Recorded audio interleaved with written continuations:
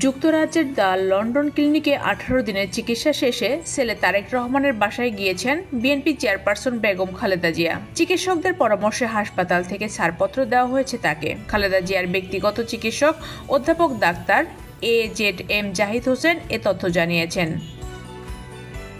তিনি জানান, ছেলের বাসায় থেকে পরবর্তী স্বাস্থ্যসেবা নেবেন বিএনপি নেত্রী।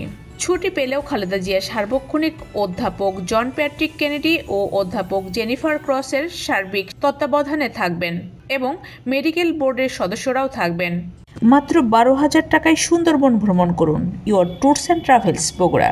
অর্থাৎ যুক্তরাজ্যের যে নিয়ম, সেই নিয়ম মেনেই তার চিকিৎসা চলবে।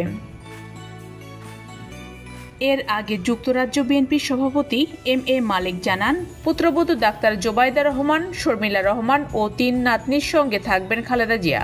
বাসা থেকে মেডিকেল বোর্ডের পরামর্শ অনুযায়ী চিকিৎসা চলবে। মায়ের সুস্থতার জন্য দেশবাসীর কাছে দোয়া চেয়েছেন তারেক রহমান।